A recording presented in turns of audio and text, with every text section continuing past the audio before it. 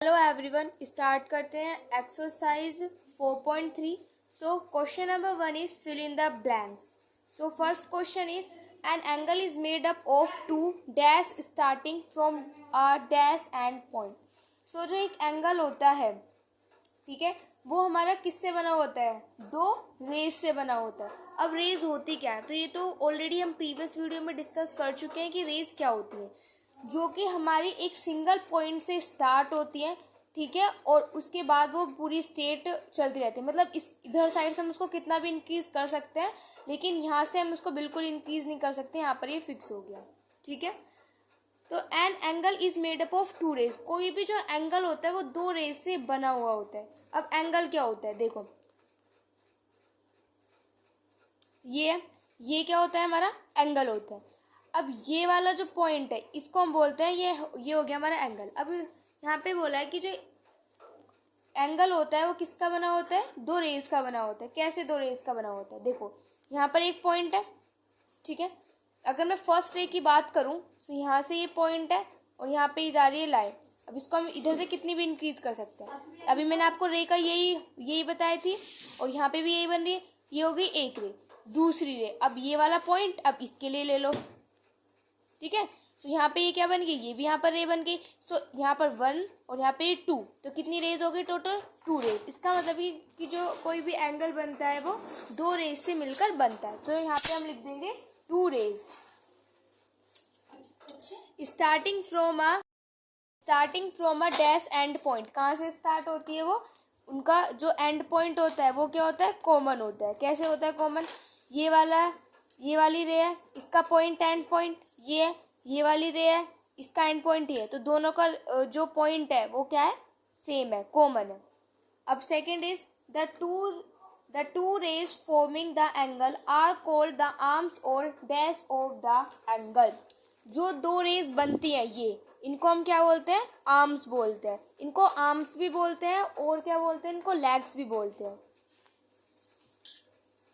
In the given figure alongside, angle is formed by rays dash and dash. यहाँ पे हमें यहाँ पे फिगर दी हुई है, तो यहाँ पे हमें रेज बतानी है. सो देखो, एक तो यहाँ पे ओपी रेज है और यहाँ पे क्या है? एक ओ क्यू रेज है.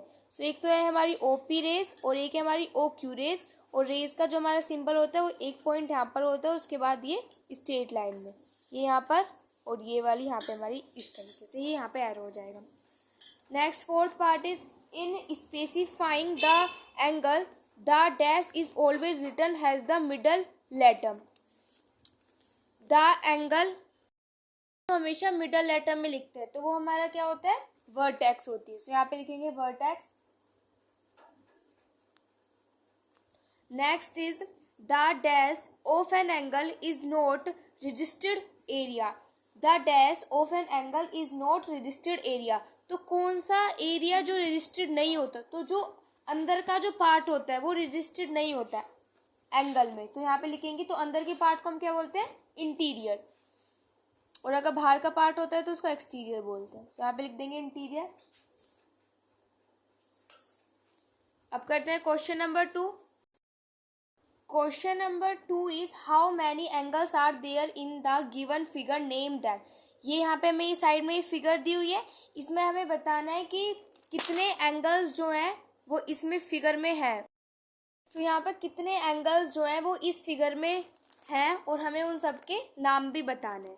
सो देखो, अगर हम एंगल की बात करें कि यहाँ पे कितने एंगल हैं, सो यहाँ पे हमें यहाँ पे फिगर दी हुई है, ठीक है. सो देखो, एक एंगल तो ये हो गया, ये वाला है ना. एंगल तो हमारे पास ये हो गया, ठीक है. और सेकंड एंगल हमारे पास ये हो गया, ठीक है. और थर्ड एंगल, कितने एंगल बनेंगे यहाँ पर? 3 एंगल्स बनेंगे. 1 ये हो गया और सेकंड वाला ये हो गया. अब थर्ड वाला कौन सा होगा?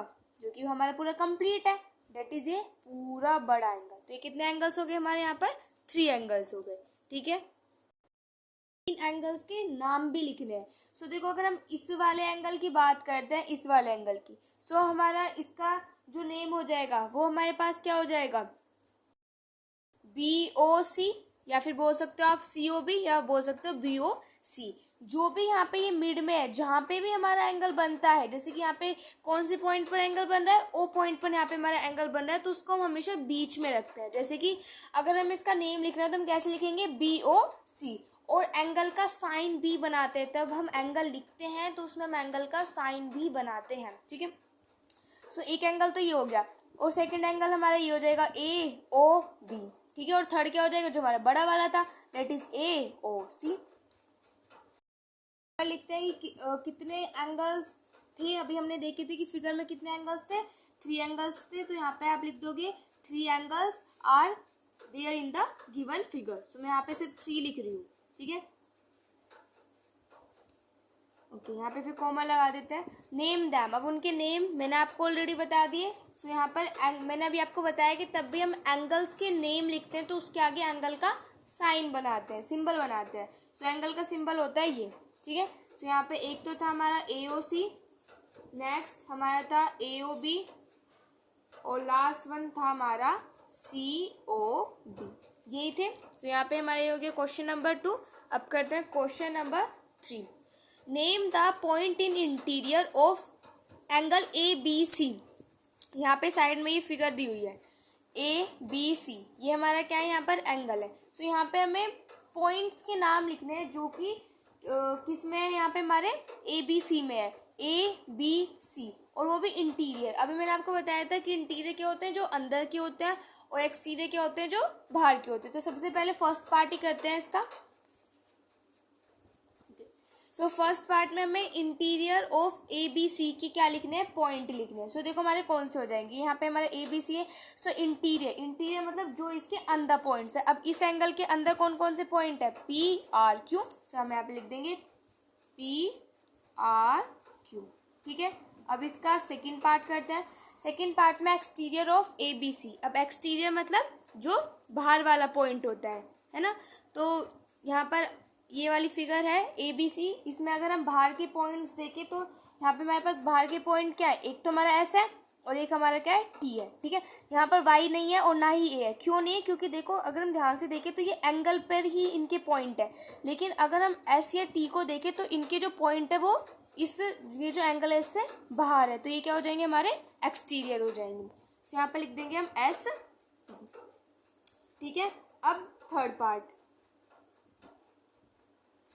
पार्ट में ऑन द ABC, मतलब ABC में ही कितने पॉइंट है वो आपको यहाँ पर सब पॉइंट यहाँ पर लिखने हैं। सो कौन कौन से पॉइंट है भाई, देखो एक तो हमारे पास यहाँ पर देखो, तो यहाँ पे एक तो ये X हो गया, ठीक है, एक ये यहाँ पे Y हो गया, A हो गया, B हो गया, C हो गया। मतलब जो इस वाले पर जो बन रहे हैं, ये जो हमारा दिया हुआ है ना ABC, इस पर जो एंगल पर जो पॉइंट बन रहा है, A बन रहा है, Y बन रहा है, B बन रहा है, X बन रहा है, C बन रहा है, तो ये सब क्या हो गए, ABC पर पॉइंट हो गए। तो यहाँ पे लिखते हैं X Y A B C, ठीक है।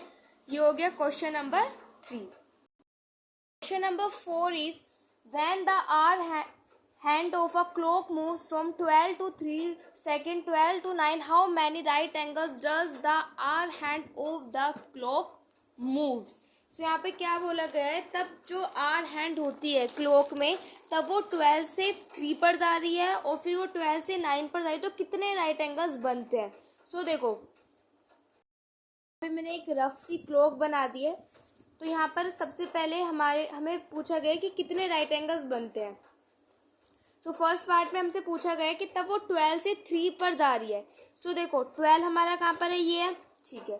सो यहाँ से 12 से वो कहाँ पर जा रही है, 3 पर जा रही है, तो कितने राइट एंगल बनते हैं।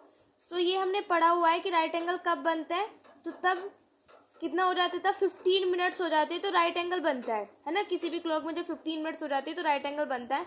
सो यहाँ पर क्या बन गया, यहाँ पे 15 मिनट्स होगी, 5 10 15। तो यहाँ पे क्या बन गया, एक राइट एंगल बन गया। तो इसका मतलब तब 12 से लेके 3 पर जाएंगे तो कितने राइट एंगल बनेगा, सिर्फ 1 राइट एंगल बनेगा, ठीक है। अब उसके बाद बात करते हैं सेकंड पार्ट की। तो सेकंड पार्ट में बोला है कि तब जब जो हमारी आर हैंड है वो 12 से 9 पर जाएगी। इसका मतलब 12 यहाँ पर है, ठीक है। तो 12 से कहाँ पर जा रही है, ये 9 पर जा रही है। तो 12 से 9 पर कैसे जा रही है, इधर से ये इधर से घूम कर जा रही है ना, इस तरीके से। तो 12 से 9 पर जाएगी तो कितने राइट एंगल बनेंगे। सो देखो एक राइट एंगल तो हमारा यही बन गया, सेकंड राइट एंगल हमारा यहाँ पे बन जाएगा, है ना। यहाँ पे भी क्योंकि 15 मिनट्स हो जाएंगे ना, 5, 10, 15, तो यहाँ पे भी एक राइट एंगल बन गया, ठीक है। अब उसके बाद ये इधर से जाएगा और तो यहाँ पे भी हमारे देखो यहाँ पे 5, 10, 15 हो गए, तो यहाँ पे भी एक राइट एंगल बन गया। तो कितने राइट एंगल्स बने, 3 राइट एंगल्स बने। इसका मतलब है तब वो 12 से लेके 3 तक 3 पर जाएगी तो कितने राइट एंगल बनेंगे, 1 राइट एंगल बनेंगे। 12 से लेकर 9 पर जाएगी तो कितने राइट एंगल बनेंगे, 3 राइट एंगल बनेंगे। फर्स्ट पार्ट का आंसर हो जाएगा 1 राइट एंगल और सेकंड पार्ट का आंसर हो जाएगा 3 राइट एंगल। सो यहाँ पे हमारी एक्सरसाइज 4.3 होती है फिनिश। अब हम स्टार्ट करेंगे अपनी new exercise but in the next video. If you like my video please like share and subscribe. Thanks for watching.